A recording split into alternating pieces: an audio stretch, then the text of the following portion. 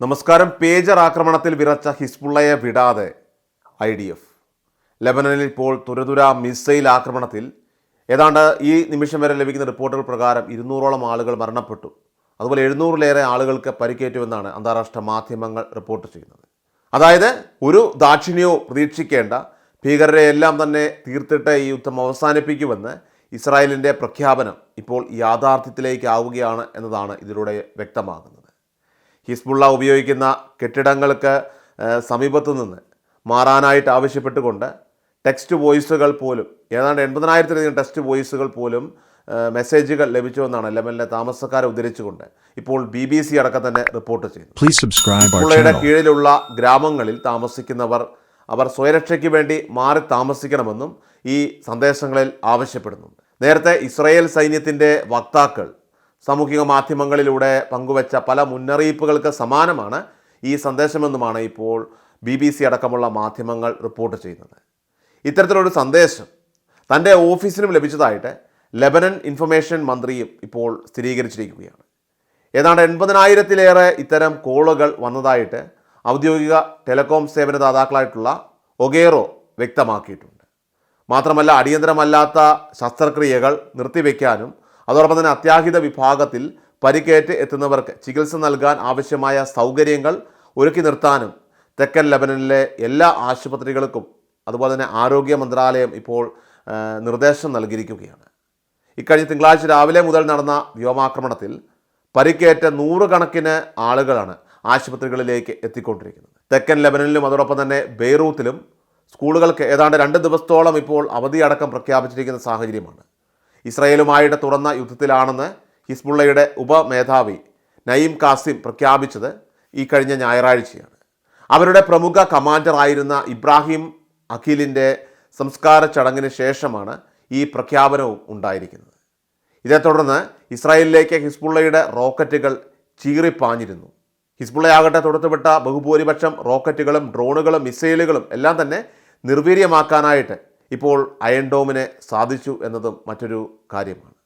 എന്നാൽ ഇപ്പോൾ ലെബനനിൽ തീമഴ പെയ്യുകയാണ്. ഹിസ്ബുള്ള ഒരിക്കലും സങ്കല്പിക്കാത്ത തരത്തിലുള്ള കനത്ത തിരിച്ചടി ആഘാതങ്ങളുടെ ഒരു പരമ്പര തന്നെയാണ് ഇപ്പോൾ ഉണ്ടായിരിക്കുന്നത്. ഇത് നെതന്യാഹു നേരത്തെ മുന്നറിയിപ്പ് നൽകിയത് സത്യമാവുന്നു എന്നതാണ് ഇതിലൂടെ വ്യക്തമാകുന്നത്. വടക്കൻ അതിർത്തി പ്രദേശങ്ങളിൽ നിന്നും ഏതാണ്ട് 63,000-ഓളം ആളുകൾ സുരക്ഷിത കേന്ദ്രങ്ങളിലേക്ക് മാറിയിട്ടുണ്ട്. ഇവർക്ക് പേടി കൂടാതെ തിരിച്ചെത്താനും ജീവിതം പുനരാരംഭിക്കാനും കഴിയും വരെ ആക്രമണം തുടരുമെന്നാണ് ഇസ്രായേൽ സംശയത്തിനിട നൽകാതെ തന്നെ ഇപ്പോൾ പറയുന്നത്.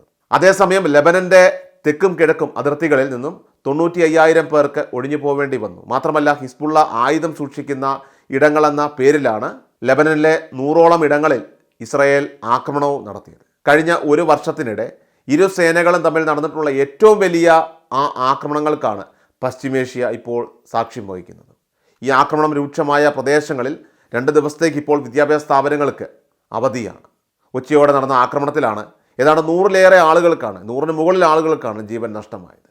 ആശുപത്രികൾ, സ്കൂളുകൾ, അതുപോലെ മനുഷ്യർ തിങ്ങിപ്പാർക്കുന്ന പ്രദേശങ്ങൾ എന്നിവിടങ്ങളിലാണ് ഇസ്രായേൽ ഇത്തരത്തിൽ വലിയ രീതിയിലുള്ള ഒരു ആക്രമണം നടത്തുന്നത്. ഒക്ടോബർ 7-ന് ശേഷം 11 മാസക്കാലമായിട്ട് ഗാസയിൽ നടത്തിയിരുന്ന, മാത്രമല്ല ഏകപക്ഷീയമായിട്ട് ആക്രമണങ്ങൾക്ക് ശേഷമാണ് ഇത്തരത്തിലുള്ള ഒരു ആക്രമണം ഇസ്രായേൽ തങ്ങളുടെ വടക്കൻ അതിർത്തി മേഖലയിലേക്ക് ചുവട് മാറ്റിയിരിക്കുന്നത്. ഹമാസ് ഇസ്രായേലിൽ നടത്തിയ സാബത്ത് ആക്രമണത്തിന് പിന്നാലെ ഗാസയിലേക്ക് കടന്നു കയറിയ ഇസ്രായേലിനെതിരെ ഹിസ്ബുള്ളയും രംഗത്ത് വന്നിരുന്നു. അതിൻ്റെ ഭാഗമായിട്ട് നടത്തിയ മിസൈൽ ആക്രമണങ്ങൾ കാരണം 70,000-ഓളം ഇസ്രായേലി പൗരന്മാരാണ് ജൂതരാഷ്ട്രത്തിൻ്റെ വടക്കൻ മേഖലകളിൽ നിന്നും കുടിയിറങ്ങിയത്. ഇവരെ തിരികെ സുരക്ഷിതരായിട്ട് അവരുടെ വീടുകളിലേക്ക് എത്തിക്കാനെന്ന കാരണം ചൂണ്ടിക്കാട്ടിയാണ് ഇസ്രായേലിൻ്റെ നിലവിലത്തെ ഈ ഒരു ലെബനൻ ആക്രമണവും. ലെബനനിലെ തങ്ങളുടെ ആക്രമണം കടുപ്പിക്കുകയാണെന്ന് ഇസ്രായേലി പ്രതിരോധ മന്ത്രി യോവ് ഗാലന്റ് ഈ കഴിഞ്ഞ തിങ്കളാഴ്ച അറിയിച്ചിരുന്നു. കഴിഞ്ഞ ദിവസം ഹിസ്ബുള്ള നടത്തിയ തിരിച്ചടിയിൽ ഇസ്രായേലിലെ റഫ മേഖലയിൽ നാശനഷ്ടങ്ങൾ ഉണ്ടായിരുന്നു. ഏതാണ്ട് 4ഓളം പേർക്കാണ് പരിക്കേൽക്കുകയും നിരവധി വീടുകളും അതോടൊപ്പം തന്നെ വാഹനങ്ങളും ഒക്കെ തന്നെ കേടുപാടുകൾ സംഭവിക്കുകയും ഒക്കെ തന്നെ ചെയ്തിരുന്നു. ഈ സാഹചര്യത്തിൽ ലെബനനിൽ ഇപ്പോൾ സുരക്ഷ അതിശക്തമാക്കിയിട്ടുണ്ട്. നിലവിൽ ആശുപത്രികളിൽ ശസ്ത്രക്രിയ പോലെയുള്ളവ ഒഴിച്ച് മറ്റ് ചികിത്സകൾക്ക് വിലക്ക് ഏർപ്പെടുത്തിയിട്ടുണ്ട്. ലെബനനിൽ നിന്നും സുരക്ഷിത സ്ഥാനങ്ങളിലേക്ക് മാറണമെന്ന് ചൈനയടക്കമുള്ള രാജ്യങ്ങൾ പോലും ഇപ്പോൾ അവരുടെ പൗരന്മാരോട് നിർദ്ദേശം നൽകിയിരിക്കുകയാണ്. ലോകരാഷ്ട്രങ്ങൾ ഇസ്രായേലിനോടും ഹിസ്ബുള്ളയോടും യുദ്ധത്തിൽ നിന്ന് പിന്മാറണമെന്ന് അഭ്യർത്ഥിച്ചതിന് പിന്നാലെയാണ് ഇസ്രായേലിൻ്റെ ഭാഗത്തു നിന്ന് ഈ മാരകമായ രീതിയിലുള്ള ഒരു പ്രത്യാക്രമണം ഇപ്പോൾ നടന്നിരിക്കുന്നത്.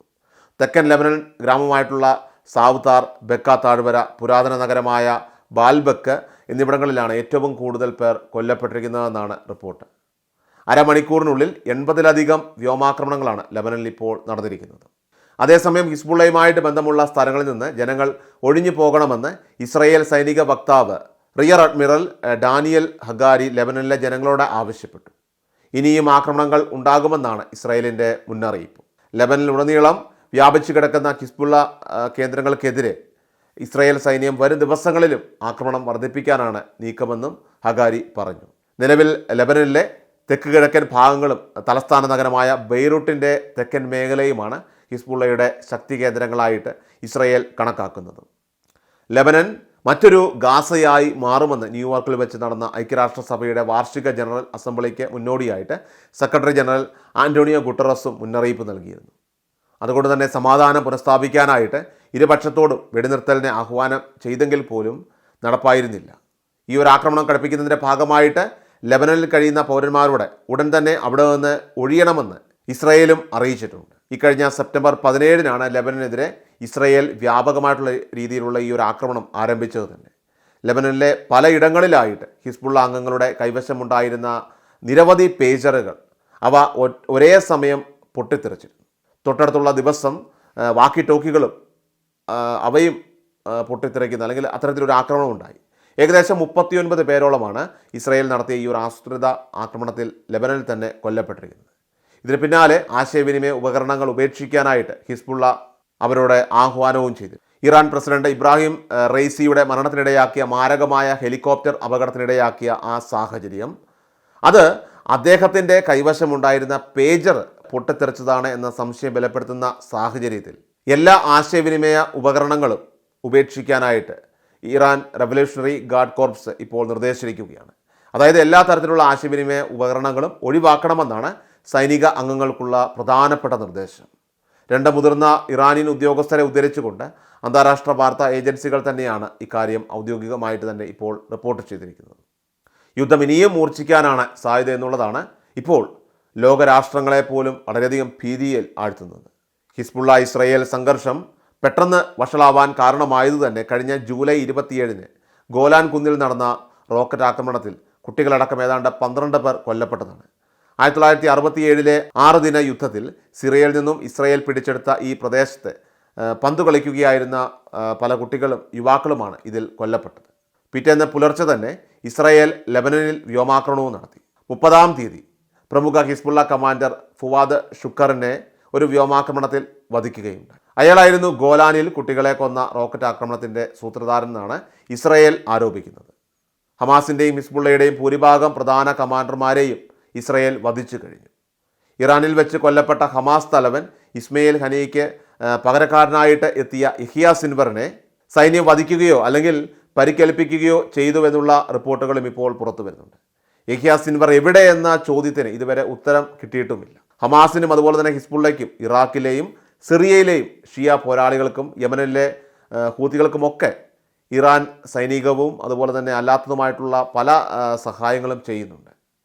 ജൂതരാഷ്ട്രമാവട്ടെ ലെബനനിലെ ഹിസ്ബുള്ളയുടെ അടിവേര് മാന്തും വരെ ഈ മഹായുദ്ധം തുടരുമെന്ന വാശിയിലുമാണ്. എല്ലാ ദിവസവും വാർത്തകൾക്കും യൂട്യൂബ് ചാനൽ സബ്സ്ക്രൈബ് ചെയ്യുക, ഫേസ്ബുക്ക് പേജ് ഫോളോ ചെയ്യുക. വാർത്തകളുടെ നോട്ടിഫിക്കേഷനായി ബെൽ ഐക്കൺ എനേബിൾ ചെയ്യുക.